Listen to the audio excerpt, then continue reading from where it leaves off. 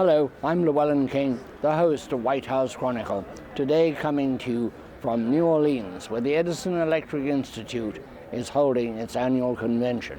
We at White House Chronicle pay a lot of attention to electricity because we think energy of all sorts, and electricity in particular, is part of the brief of the presidency, part of the national good. It is a very essential aspect of our infrastructure, which is why we're so glad to be able to bring you from New Orleans these interviews about this vital subject and what's going to happen to your electric bill and what the prospects for the future are as electricity gets greener.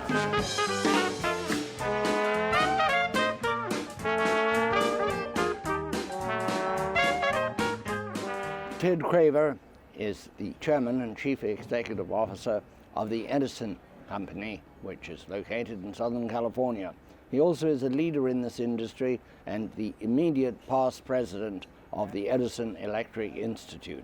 Ted, welcome to the broadcast. We've heard people and had them on this program who have said that there is a social consequence to what is happening, that rooftop generation is going to cherry pick the utility customer base.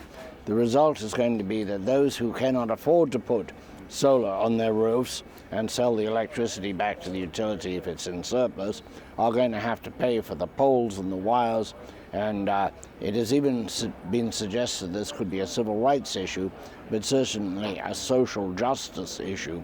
How will the poor have to pay for everything, and if they do, how will they pay for it? Well, I think there's some themes there that are, in fact, important ones and ones to plan for. But on the broader point of if someone has rooftop solar, does that mean they're actually disconnecting from the electric system? And on that point, I think it's pretty clear. They are not. So the electrons aren't running from the panel down into the socket and into their coffee maker. The electrons are going back into the grid, and then they're being pulled from the grid to serve homes and businesses. So in an odd way, when you have solar panels on the roof, there are periods of time when you have excess and you're selling it into the grid. There's periods of time when you don't have enough and you're buying from the grid.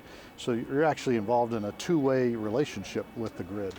Whereas if you don't have solar, it's a one-way, simply from the grid to the home and business. So I just think it means with the advent of rooftop solar or any on-premise generation, that you're having a more complex relationship between the customer and the grid. The grid is still the network. That's the thing that connects all of the homes and businesses, all of these technologies, all of the potential future technologies. So I don't see it as the utility will be, displaced and made irrelevant. I actually think it needs to change, and that distribution system that connects the homes and businesses needs to become considerably more flexible and more modernized so they can handle even more of these new technologies coming into the system. Tell me about electrification of transportation. Yeah. You're in the part of the world where everybody drives, where the car is king. I have one myself. You have an electric vehicle. I do, all electric.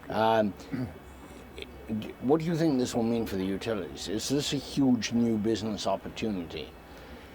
I think it can be. Up to this point, I would say it's still trying to gain momentum, and some of that has something to do with the way the market is structured. Some of that has to do with just getting people comfortable with the notion I can get into an electric car and I'm not going to get stuck somewhere. So that gets back to the charging infrastructure, how ubiquitous is the chargers.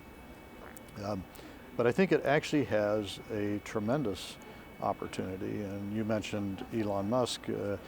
They're trying to constantly extend the range of their vehicles. This is the Tesla. The Tesla, and reduce the price point of the car so that it's more affordable for a wider number of people. Do we have to go all the way to the total electric? The hybrid is in fact an electric car with a power plant on board, a gasoline power plant on board. Isn't that perhaps a better way, or is that just the bridging mechanism? I tend to think it would be more of a bridge, but it's a little hard to predict where customer preferences are going to be. But if you stand back from it and say, one of the reasons for having all electric is that it is better for the environment, whether that's tailpipe emissions or it's in the form of carbon. Then the more you can move to all electric, the better. I think the key is, what's the actual use? What I use mine for is I tend to do just local travel. I'm not taking the car on long trips. If I'm going to go on a long trip, I use different transportation. So I think for inside an urban setting, where most of your commuting and activity is, well under 40, 50 miles a day, that's where the electric vehicle, all electric, actually makes terrific sense. If you're trying to go across the country, certainly a Tesla is trying to make it that you could go across the country with an all electric. But I think that's where you might get more of a mix between the hybrids and all electrics. I'm wondering if we might not see portable charging vehicles, sort of emergency vehicles, like a gasoline tanker that you called the AAA if you got flat and it came and gave you a quick boost as a possibility. Using the ideal, not just a drip feed at home, but a full electric charge. How long does it take to charge your vehicle? So if I use a level 2 charger, and I have 85-mile range on my vehicle, if I use a level 2 charger, so 220 volts, it'll take between 4 and 5 hours depending on just how far down I've discharged it. So if it's fully discharged, it'll take closer to 5 hours to recharge it. If you have the level 4, which is the super fast chargers, something like that can be done in really a matter of a half an hour to an hour. So it is possible AAA might be able to get a system where they could rush out and help the stranded electric driver. If the vehicle itself is capable of taking the fast charger, the 480, Southern California, stuck in drought. Once the dream place in the world. How is it affecting electric supply? Well, it's kind of interesting. The California Independent System Operator, so for the grid of California, just came out with their summer readiness projection. And they actually projected that even with the drought, we only had 4% of normal snowpack this year, which really fuels hydroelectric. That with the drought, in the peak of summer, they still expect that we would have a 39% planning reserve margin. So there's no reason to leave California because you think you're going to be out of electricity? Not for that reason. Definitely not.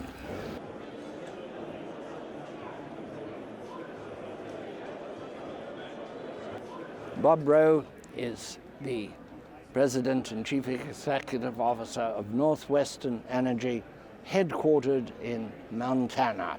Welcome to the broadcast. Big sky country, big ideas. Big sky country, big ideas, big ambitions. It's an honor to be here speaking with an icon. No. What is this organization? Well, I'm told that you're the head of this.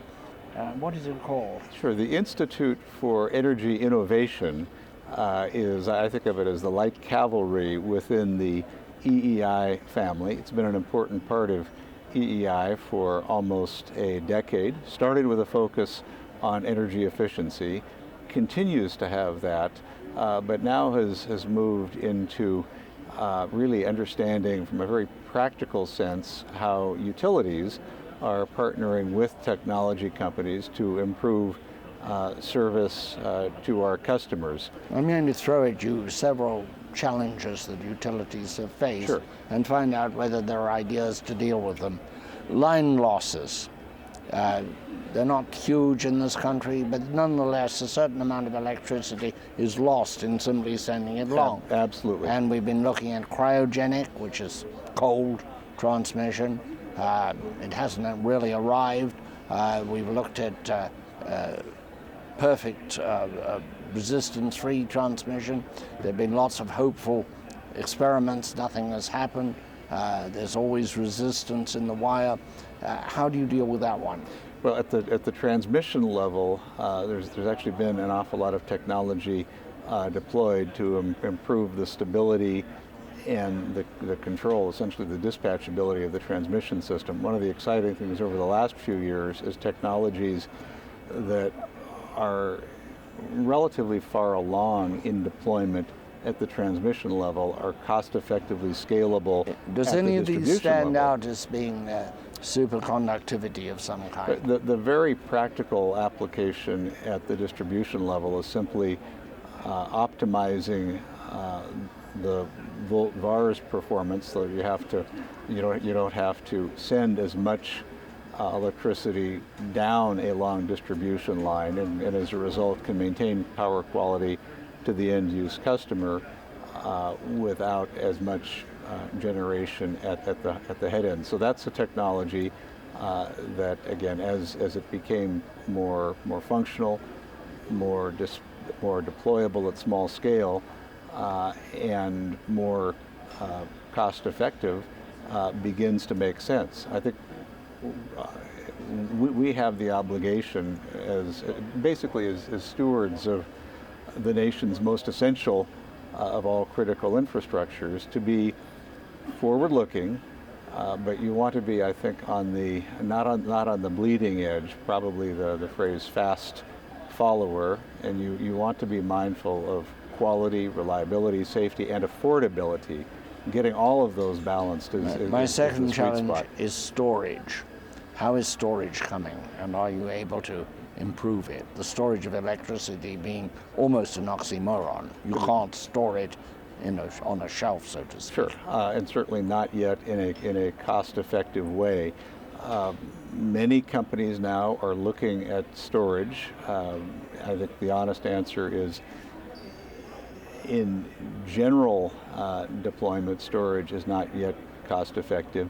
In specific applications, it can make a lot of sense. So, for example, a particular application, particular customer where there's a very high reliability expectation, storage might well make sense. As part of a microgrid, it might well make sense. At NorthWestern, we have a very, very large service territory, much of South Dakota, most of Montana, Yellowstone Park in Wyoming. We're looking at actually storage combined with solar to help us address reliability on long, rural, radial lines. Don't know whether it's cost effective yet, but that's exactly the kind of thing that we and other companies are trying to find out. Finally, electric transportation. We've heard from Elon Musk. He talks about it as though it's almost here. It's been a pipe dream for many decades. At one time there were quite a few electric options. The great shop in London, Harrods, had electric carts delivering, but they were lead-acid batteries and they were slow, and they finally abandoned them. I think they abandoned them in the 1960s and started in 1924. And then there was a hiatus. And now suddenly we have a surge of interest in pure electric vehicles. Are you excited? I am very excited. I love the comment I've heard that you might buy an EV to help save the planet, but you drive it because they're awfully fun to drive. And in our part of the world, we see relatively fewer, but we're beginning to see them. Personally, what I'm looking for is something that has all-wheel drive, because of where I live, and something that does have adequate range. But we're beginning to see more and more of them, not just on the coasts, but in the interior as well. What about induction charging? There is a way of not attaching to the charger, but to drive the vehicle over it. In South Korea... Isn't that fascinating? Yeah. In South Korea, the bus stops have this charger, and while they're loading passengers, the bus is charging. That's blow your mind technology. It absolutely is, yes. Have you worked on that? We have not, no. But it's fun to see the marvelous things that people are creating all around the world, and knowing that just the way information and technology flows, at some point things like that will be coming very near to all of us. How do you see the electric utility 10 years out? You know, we have, again, as stewards of this essential infrastructure with very long planning horizons, we need to be making investments now that will continue to provide our customers safe, adequate, reliable service as their expectations change. I like the notion, and we plan at NorthWestern Energy around the notion of no barriers and no regrets. So we are investing very aggressively, appropriately, in the underlying technology to serve all of our customers, regardless of what direction specific technologies might take. So a platform that can support multiple different paths. Is there a website where people can go and see what the Institute for Energy Innovation is working on? Sure. If you go to the EEI website, you can go from there right to IEI, the Institute. One of the things the Institute has done that's really very rewarding is an annual conference, Powering the People, held at the museum in Washington, D.C. And then following on that, they've put together now a series of books, Innovations Across the Grid. The book you have in front of you is the most recent in that series, and follows up from this winter's Innovations Across the Grid Powering the People conference. And it's a great selection of success stories from companies all across the country. For young people who are listening and watching, how did you get into this business? What is your discipline? I am a lawyer, but I'm probably 10 or 11 steps through the 12-step process. You're a recovering lawyer. A recovering lawyer, had a strong interest in public policy, actually was a regulator earlier in my career. What I love about the people in this industry, natural gas, we're a gas company as well as an electric company, and electric both, people in this industry, regardless of position, whether they're in a truck or in an executive office, are so dedicated to public service, so dedicated to doing the right things for their customers and communities.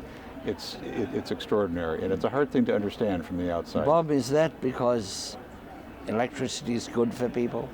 People are affected by the fact they're actually doing something useful? Absolutely, and as I mentioned, the Department of Homeland Security recognizes what people in this industry do as unique among all critical infrastructures, because every other critical infrastructure platform depends on the people in this industry doing their jobs as very best they possibly can. Well, in warfare, we've found the thing to do nowadays is take out the power plant, and half the battle is won, so to speak. Bob, it's a joy to talk to you. Thank you so much. It's an honor. Thank you. Thank you.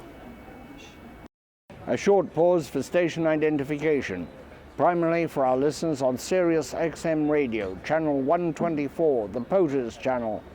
This is White House Chronicle. I am Llewellyn King, and we're coming to you today from the Edison Electric Institute annual meeting in New Orleans, Louisiana. This program can be seen around the world on the English language stations of the Voice of America and on 200 select American television screens.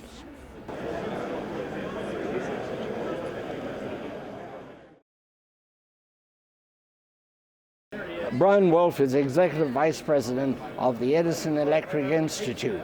He has a career that started in Washington, not his career, but in Washington, working in the U.S. Senate. And now he is the Chief Political Officer. Would that be a reasonable description? I would call it Policy Officer. Policy Officer at the Edison Electric Institute. Yes. Welcome to the broadcast. Very fine convention you've had here. A lot of new ideas, movement. An industry that was static is now quite mobile. Right. What's going on? I think you're exactly right, Llewellyn. I think that what you're seeing here at the convention is really the convergence of the demonstration of what we've talked about, which is the industry is clearly in a state of transformation. And I think that you can see that here. A lot of the companies that you see and the technology that you see and the demonstrations that you see at this convention are really about the people that we're currently partnering with. So I think that's a real demonstration of our commitment to innovation, clearly our commitment to answering what the customer is really wanting and what they're wanting to see with regards to electricity use, and also what they're seeing at home. You know, it's not anymore about just the environmental challenges that we face as an industry. It's really now more about choice. And what we're seeing is they really want to see technology innovation available to them. Explain the choice. And when I turn on my light switch, as everybody does, I don't feel I have a lot of choice. Right. I don't have a lot of complaint either, right. But I don't have a lot of choice. How does the customer have choice in the setup we have? Well, the transformation that I just mentioned, if we think about the history of it all, you know, electricity was flowing one way, right? We were flowing one way and we were communicating with our customers one way. That's once a month. Okay, now we're seeing electricity flow in two directions. Okay, so what we're actually experiencing now, which is the increased investment that we have, almost $35 billion in 2014 alone on the distribution side of the grid. So we're seeing grid modernization, we're seeing actual smart grid applications with regards to technology, and we're seeing customer-enabled technology, you know, being able to flow across the grid. So with the data, the customer is more empowered in how they use electricity. That's right. There's a company called OPA that is quite important. Sure. I happen to have found out that I'm on it. I get a bill that shows how much electricity I use compared to my neighbors. Right. And which is quite an incentive to use less, actually. Absolutely. Because you get rather sort of competitive with the Joneses. Absolutely. I get the same thing. And, you know, I always like to see where I am. Am I good? Am I very good? You know, where do I fall in with my neighbors? I think the behavioral aspects of what we're seeing with regards to technology, whether it's handheld technology or it's in-home energy management, I think what we're actually seeing is behavioral aspects of changing, you know, and I think that technology is really bringing about what customers want to see. What are we going to see down the road? What are we going to see in 5, 10 years? Are we going to see the companies we have today, the structure we have today, or are we going to see them broken into lesser units or larger units? Well, I think that a little bit of both. I think that what you're seeing here and the companies you see demonstrating here, really these technology companies, energy technologies that have energy technologies that we're looking for, they're really our partners for tomorrow. You know, so what we're looking to do is be able to shape what is exactly a comprehensive energy solution for our customer. The environmental rules that we're currently seeing coming out with the carbon rules that we'll see, the decarbonization of our society and certainly of our industry. We represent about 38% of all of the economy-wide emissions with regard to carbon. You'll see that in the culmination of those with technology, you know, will be about enabling energy efficiency, you know, demand response in your home. You know, we'll be able to see those really come to fruition, because some companies may choose, hey, we're not going to build that additional, you know, plant. What we're going to do is be able to communicate with our customers to be able to use less energy, so therefore they might be able to produce or generate less energy or buy less energy for the home. So that really is going to be the future of where we see the industry. Briefly, is the cost of electricity going to go up, remain constant, or decline? Llewellyn, that's a big question. If you look, though, if you think about right now today, we spend 1.5% of your personal household consumption is on electricity. 1.5%. That hasn't changed since 1959. Okay, so if you look at the transformation we're going through, we have to be thoughtful about how we do that. If you look at other countries, particularly in Europe, you could look at other developed countries that are currently living in energy poverty because their average bill is about $350 per household. Can you imagine? So I think the transformation has to be thoughtful. You know, we have to think about what we're going to look like in the future, whether it's a decarbonized, you know, economy and society, what we're going to look like as far as technology and innovation. So we have to be able to chart that out, because if you look at the entire regulated utility business model, which is integrated, it works simply because we're able to prioritize what is best for the customer to be able to have affordable, reliable, and increasingly clean electricity. What is the role of the federal government here? Well, the role of the federal government is clearly going to be about what is it going to be to ease that cost for customers, because you're passing along those costs directly to the household.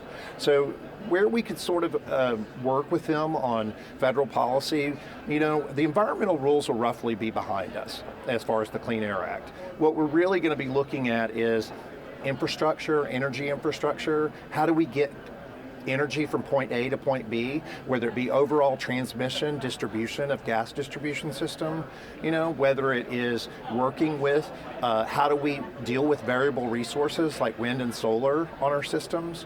How do we deal with the overall issue of power quality? Look at what Hawaii is dealing with. You could plug in something into a socket in Hawaii that could really be an issue for your devices. They could burn up just by nature of the surges in power that they're seeing from the variability of resources. That's where we could deal with real constructive, thoughtful and factual. There are no big issues on Capitol Hill for utilities at the moment.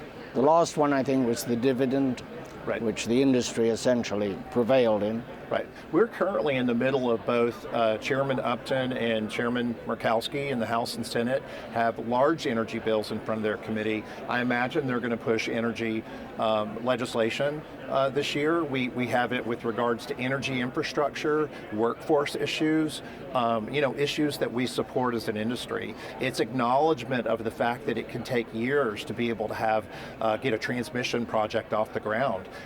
We no longer have the ability to wait 9 to 13 years on average for a transmission line to be built in this country. So we really, because of the changing nature of our electricity business, we need to also have that reflected in what the current needs are. And I do believe the DOE's quadrennial energy review, I think it did a good job at outlining some of those, but I think that Chairman Upton and Chairman Murkowski have it right in the priorities that they're going forward with right now. So to sum up, you might say that these disruptive technologies, the green technologies, in fact are being embraced rather than resisted by the established utilities? I'm so happy that you brought that up because, if you think about it, Thomas Edison was the original disruptor. Okay, he and Harvey Firestone, if you remember, and John Burroughs, those guys went on camping trips for 10 years. They went on camping trips and they went and talked about innovation and what they saw happening in this country and the direction that this country would be going in. And I think that when you talk about the original disruptor of Thomas Edison, I think the one thing that we can't afford is to have a sense of disruptive complacency. We have to be able to, just like any other industry, we need to go out and be able to embrace that change, acknowledge we're in the middle of a transformation, and then be able to see where we need to be in the future and chart that path. And I think we're doing that as an industry. Like most people, if you talk to sort of an average person, DC, AC, it's not clear what those are. That's a rock group.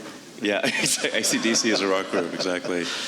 That concludes our special coverage of the Edison Electric Institute Convention in New Orleans. Until next time, keep the lights on. Cheers.